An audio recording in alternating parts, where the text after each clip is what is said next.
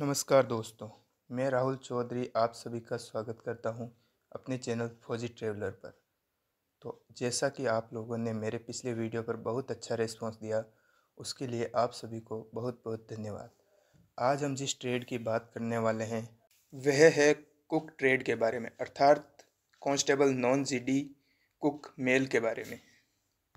सबसे पहले हम चर्चा करते हैं इसमें कितने पद थे।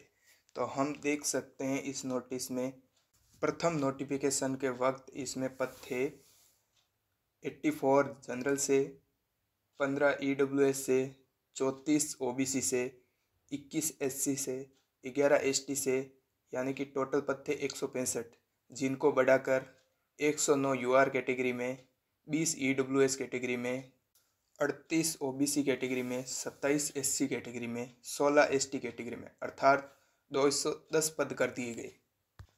अब हम बात करते हैं रिटर्न रिजल्ट के कट ऑफ वाले नोटिस के बारे में। इसमें आप देख सकते हैं वही 3 नंबर पॉइंट में साफ बात लिखी हुई है कि ये रिजल्ट आपके कंप्यूटर बेस्ड टेस्ट के मेरिट क्रम के आधार पर बनाया गया है, अर्थात रैंक वाइज है। अब हम देखते हैं इसमें कितने अभ्यर्थियों ने रिटर्न क्वालिफाई किया था। तो आप देख सकते हैं 1694 कैंडिडेट ने यूआर कैटेगरी से, 0 कैंडिडेट ने ईडब्ल्यूएस कैटेगरी में, 311 कैंडिडेट ने ओबीसी कैटेगरी में, 218 कैंडिडेट ने एससी कैटेगरी में और 89 कैंडिडेट ने एसटी कैटेगरी में, अर्थात कुल 2312 कैंडिडेट ने रिटर्न क्वालिफाई किया था। अब हम बात करते हैं इसके कट ऑफ की।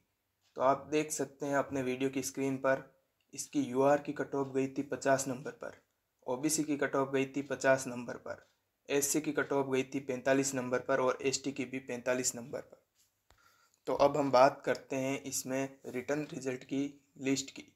इसमें आप देख सकते हैं सबसे पहले स्थान दिया गया था ओबीसी कैटेगरी को।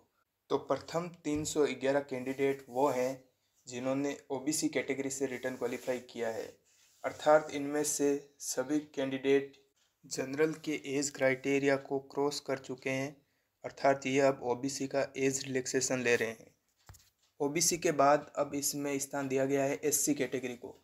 312 नंबर कैंडिडेट से लेकर अगले 218 कैंडिडेट एससी कैटेगरी के हैं, अर्थात 312 नंबर कैंडिडेट से 529 नंबर तक कैंडिडेट है इसमें एससी कैटेगरी के, और 530 नंबर से एसटी कैटेगरी को स्थान दिया गया है, अर्थात 530 नंबर से अगले 89 कैंडिडेट यानी कि 618 नंबर तक एसटी कैटेगरी के कैंडिडेट हैं।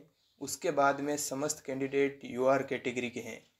ऐसा नहीं है कि इसमें ईडब्ल्यूएस कैटेगरी के बिल्कुल कैंडिडेट पास नहीं हुए थे।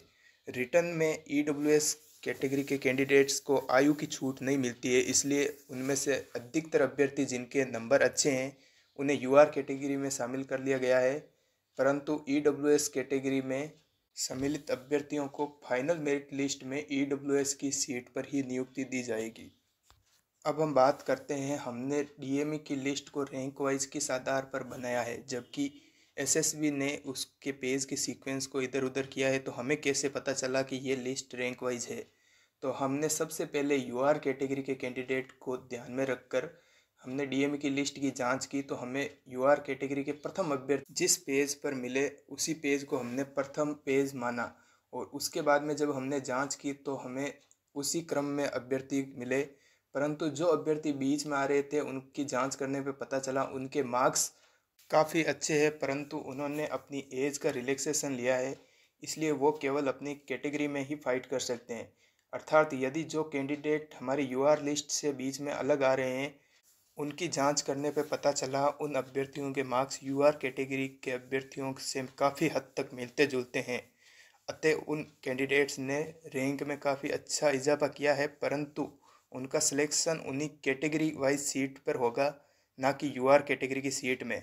इसलिए ये लिस्ट संपूर्णतः रैंक वाइज है, परंतु जब हमने इसका डिटेल्ड एनालिसिस किया तो हमने अभ्यर्थियों की डेट ऑफ बर्थ तथा उनकी कैटेगरी को मद्देनज़र रखते हुए अपनी 100% सेफ वाली लिस्ट तैयार की है। आप देख सकते हैं इसमें कई अभ्यर्थी ऐसे हैं जो यूआर कैटेगरी के एज क्राइटेरिया को क्रॉस कर चुके हैं और अपनी कैटेगरी की एज रिलैक्सेशन में आ रहे हैं। उदाहरण के लिए आप डीएमई की रैंक वाइज लिस्ट में ऊपर से छठे कैंडिडेट अर्थात दीपक सन ऑफ कृपाल सिंह को देख सकते हैं। इनकी एज ओबीसी के एज क्राइटेरिया को क्रॉस कर चुकी है, अर्थात इनकी डीओबी है 5/10/1999 और ये ओबीसी कैटेगरी में आते हैं, अर्थात इन्हें 3 साल का एज रिलैक्सेशन मिलता है।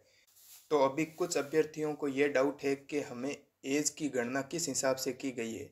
तो आप सभी को ध्यान है कि इसमें 18 से 23 साल के अभ्यर्थी यूआर कैटेगरी में आते हैं। 3 साल की छूट ओबीसी कैटेगरी को तथा 5 साल की छूट एससी एसटी कैटेगरी को दी गई थी और इसकी आयु की गणना 18 जून सन 2000 के आधार पर की गई है, अर्थात फॉर्म की लास्ट डेट को मद्देनज़र रखते हुए 23 साल तक की आयु की गणना की गई थी। इसी प्रकार हमने अन्य लिस्टों का अध्ययन करके ये 100% वाली लिस्ट तैयार की है। इसका मतलब ये कदापि नहीं है कि केवल इसी लिस्ट वाले अभ्यर्थियों का सिलेक्शन होगा, अन्य किसी का नहीं। अब इस लिस्ट में से हमें ये ज्ञात नहीं है कि कितने अभ्यर्थी अनफिट थे, कितने अभ्यर्थी एब्सेंट थे। आप इस बात को मद्देनज़र रखते हुए इस लिस्ट का अध्ययन करेंगे। यदि आपका नाम इस लिस्ट में है तो आपका सिलेक्शन 100% श्योर है। दोस्तों, इस वीडियो से रिलेटेड सारी पीडीएफ आपको हमारे डिस्क्रिप्शन बॉक्स में मिल जाएगी और अपने किसी भी प्रकार के सवाल के लिए आप टेलीग्राम चैनल में हमें मैसेज कर सकते हैं। थैंक्स फॉर वॉचिंग दोस्तों। चैनल को लाइक शेयर एंड सब्सक्राइब करना ना भूलें। धन्यवाद।